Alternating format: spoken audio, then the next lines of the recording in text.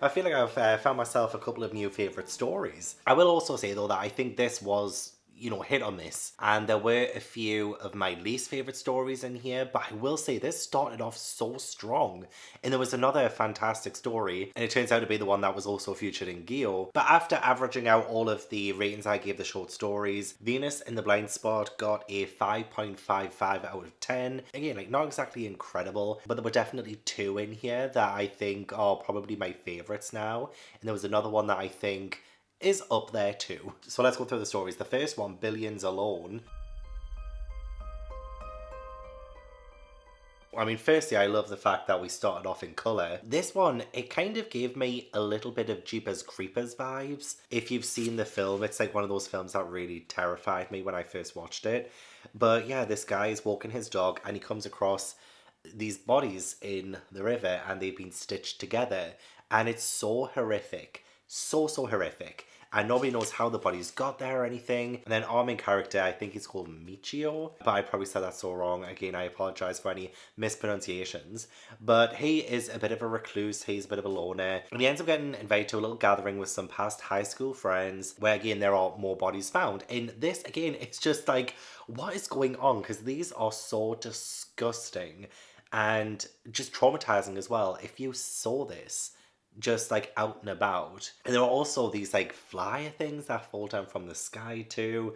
Like come together, everyone come together. I think it is based off of a song, Come Together Right Now. But I might be totally making that up. I don't know the rest of the words of that. But yeah, these stitched up bodies just keep appearing. And it seems like anyone who's out in groups just like, or even if there's only two people too, they just seemingly disappear and vanish without a trace and then turn up stitched together. It's so odd. Like this one too, where there are like Christmas trees and this entire square is littered with stitched together bodies. It's honestly horrifying. One thing I will say is that the main character is a little bit dumb. So like he's seeing all of this happen and he's scared about it. And it's even on the news too about the whole group thing. And even he, on the phone to his friend, he says, there's a rumour that whoever's behind all these disappearances and murders lately is targeted groups, so it might be dangerous to have a reunion. I mean, that's a fair point. If people are mysteriously vanishing and dying after, forming a group or like meeting with a group, then that's understandable. But his friend says, look, I really want to have this reunion, also as a memorial for such and such, now that he's gone. I want you to come too. And he says, all right, I guess, makes sense. Just like, are you actually serious? So anyway, yeah, there was a big reunion, a big party.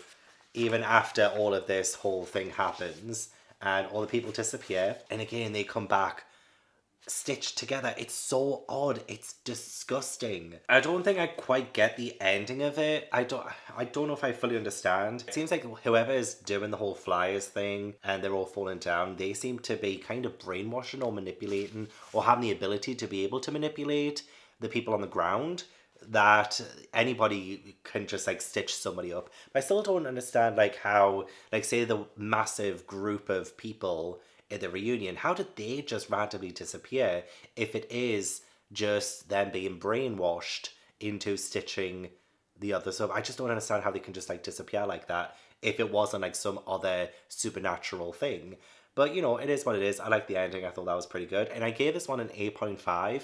I definitely think, like, until a later story, this was my favourite one so far, just because of how absolutely creeped out I was by the stitching up of the bodies.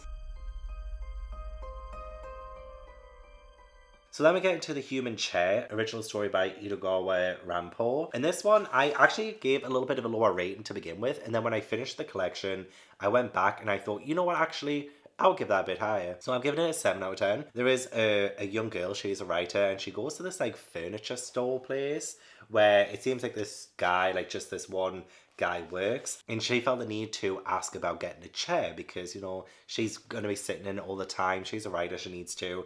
So he ends up showing her this chair here and tells her a story about a writer years and years and years ago who had a chair just like it. And the story was of a furniture maker who was carried away by violent passion. He hid himself inside a chair he had built and gave himself over to the pleasures of his perversion. So here you can see that this guy has like being able to fit himself into a chair. And honestly, it just creeped me out a little bit because, I mean, I'm sitting on a chair right now. Maybe there is somebody in this right now. I mean, look, if there is, I'm not going to lie, I'm a little bit desperate right now, so you might as well make yourself known. I'm kidding.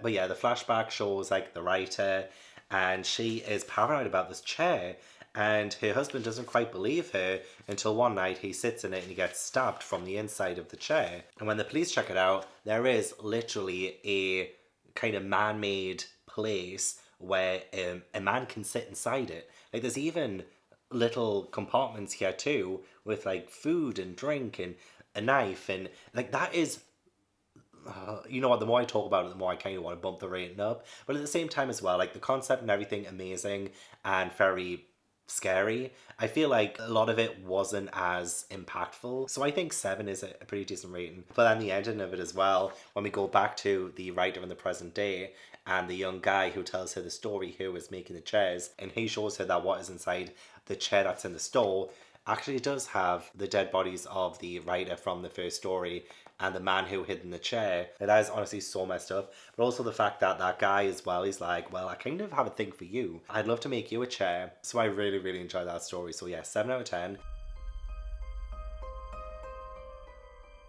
And then we get to An Unearthly Love, which I gave a 5 out of 10. I think mid. So we have this man here, and he's a little bit spacey. And he has a wife, and he tells her that he loves her, and he calls her darling and stuff. But a lot of the times, yeah, he just like kind of loses focus almost. He just like gazes off for no apparent reason, which I found so odd. And he ends up going into the storehouse that is at the house, and he doesn't let his wife go up into the attic, and he doesn't tell her why. And he's usually in there quite a lot. And she can hear him talking to someone, she just doesn't know who it is.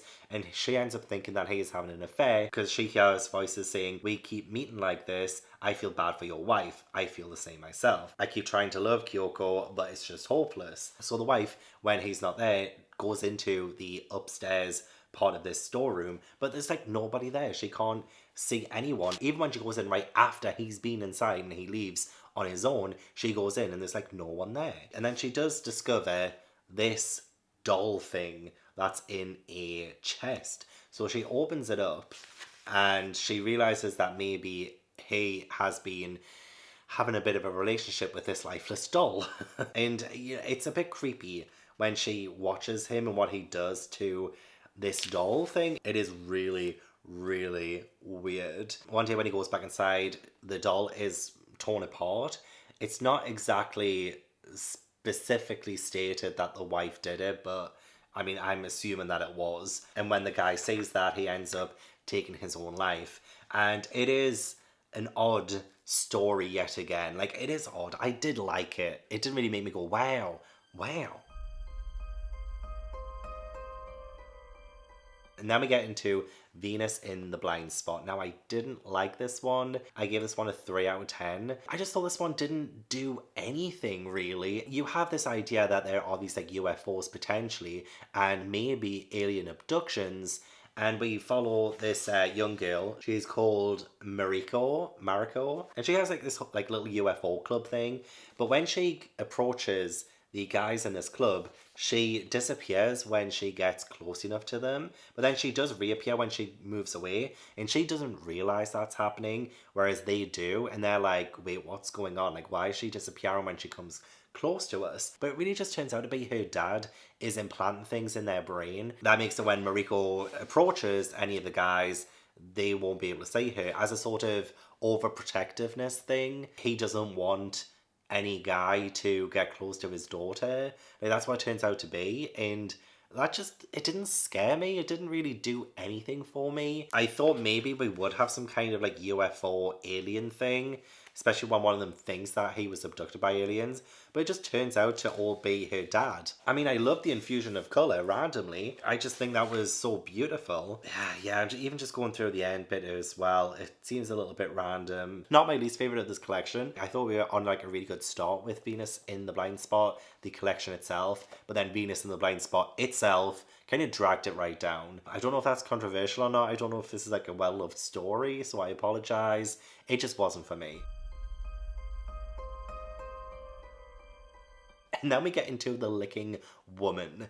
And again, this is like another really bizarre one when you think about the concept. I ended up giving this one a 4 out of 10. It wasn't bad by any means, and again, I love the fact that it started off in colour. But yeah, there is this random woman who licks people, and when that happens, they do get infected if they don't wash it off straight away and die. So yeah, I mean, that is a really terrifying visual.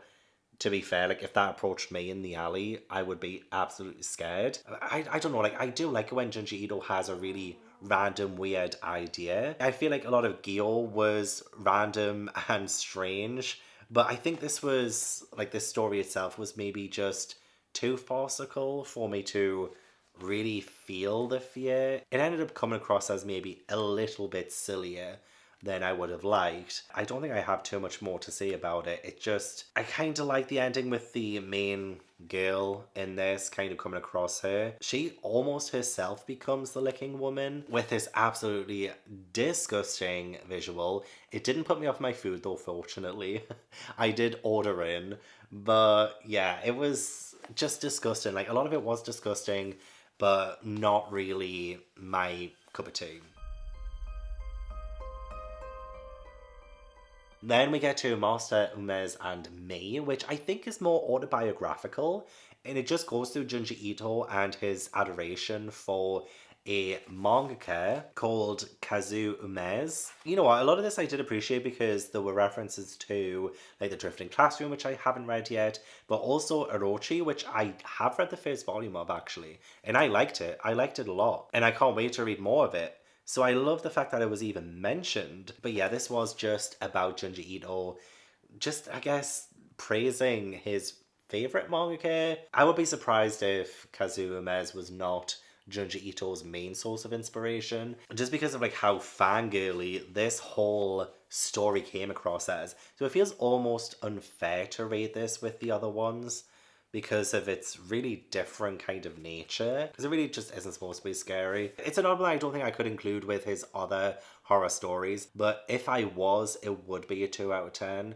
So because of that, yeah, I will be giving it a 2. It is still part of this collection, so unfortunately it's going down. It is my least favorite story. And then we get into How Love Came to Professor Kurita, based on the story How Love Come to Professor Goldia by Robert Hitchens. So this one was pretty alright. Again, I love the visuals. I love the idea of Christianity being a part of this. I gave this one a 5 out of 10. Essentially, there is this professor, or like a scholar of Japanese literature, and there is a young woman who looks up to him. She absolutely adores him. And every time she gives him her work, he kind of just brushes it aside. He doesn't seem to like her at all, and she gets very upset about that. There is another guy here, Father Murchison, who I believe is a Christian priest, and he tells this young woman to love him from the bottom of her heart, and he might see the beauty of your work. And after the father tells her to do that, she seemingly tries to take her own life. She's in a coma, so she's not dead. But this volume has been very heavy on that kind of subject matter. And when that happens, the professor is seemingly haunted by someone, and he can't seem to shake whatever or whoever it is.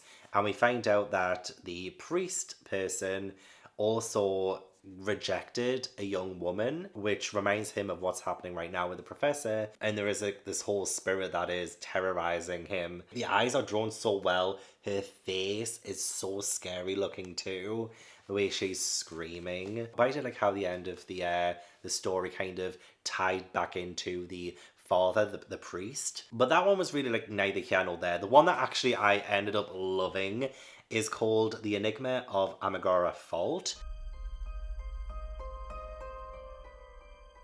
I ended up giving a 9.5 out of 10. I feel like I could end up giving this a 10 once I've read all of Junji Ito and I know exactly what my favourite ones are. But this one just scared me. It did. Even though nothing too outwardly terrifying happens, there is this sort of earthquake that happens, and a lot of like rock falls from these mountains. And in these mountains, there are these human-shaped holes.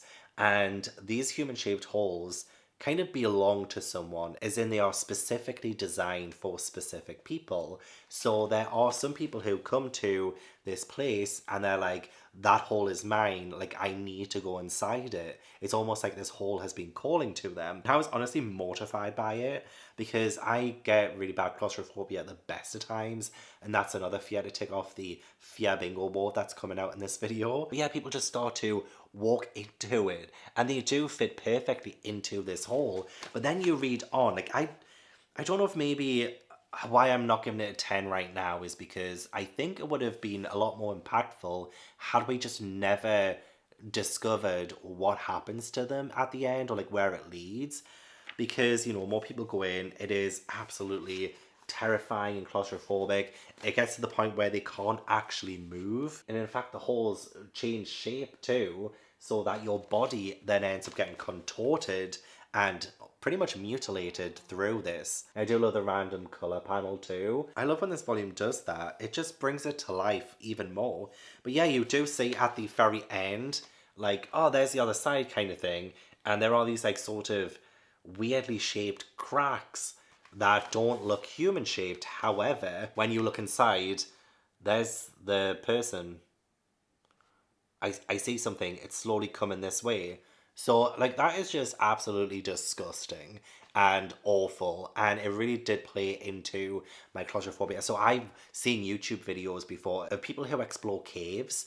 And there was like this one story about a guy who got stuck in a cave and they had to leave him there. And he was upside down and they could not get him out. And he ended up dying there, and his body is still there to this day. That genuinely terrifies the fuck out of me. Why people do that, I do not know. You know, it's like people willingly go into caves, like I guess for the thrill of the adventure, which is great. I love that people can do that and be great with that. You know, people have their hobbies, but like people actually willingly put their lives in danger to do that. And I guess that's kind of what this story has done too. There are these perfectly sized human shaped holes that fit a specific person, and then that specific person goes inside. And, you know, it almost feels like they were robbed of their control going into it, which terrifies me because I'm like, well, what if this actually happens? What if these random human shaped holes appeared one day and I'm compelled to go into it and I have no control over my body? That scares me so badly. It was so genuinely unsettling and upsetting. And then we get into the sad tale of the principal post, which honestly was only like 4 pages. It's so short. So again, I almost feel unfair giving this a rating, but I did give it a 5 out of 10. Nothing too bad about it or anything. I love the fact that it was all in colour, but yeah, this family are eating dinner, and then they hear a shout from the father, and he's in the crawl space down below, and the foundation, or like the principal post that keeps the house together, is on top of him somehow. Like, it couldn't have moved up and he couldn't have gotten under it that way, because then the house would have, you know, fallen down. And they can't move it now. They have to leave him. If they move it to rescue him, the entire house might fall over. So they do that. They just leave him. To this day, he is a skeleton. He's dead under it now. And no one will ever know how he ended up getting underneath it. And again, that kind of plays to my fear as well. Like, what if something happened to me and it was so unexplainable? Nobody could ever explain it. And there are genuinely things in this world that there are no explanations for. You just have to accept it. I want the answers to everything. So the fact that we had this extremely short story, 4 pages, 4 pages, and I don't have the answer to it, it annoys me in a way that I feel like was the point of the story. So I really appreciate it, even though it was like the shortest thing ever. And then the last one, Keepsake. Oh my gosh, it was bizarre, and trigger warnings for necrophilia. But this one I gave a 6.5. I might end up bumping it up again at the end of it. But essentially, there is a baby crying from inside a grave of a woman who died 9 months before. A woman who could never get pregnant.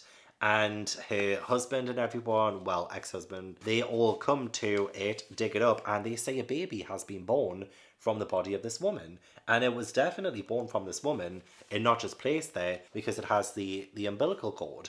And it's just so bizarre. Like, how did that even happen? So the widow takes the child back to his current wife, who also has a baby, and she was his mistress before his wife died. So a bit of the story was predictable. I did think that the mistress and the husband would be behind the deceased wife's death.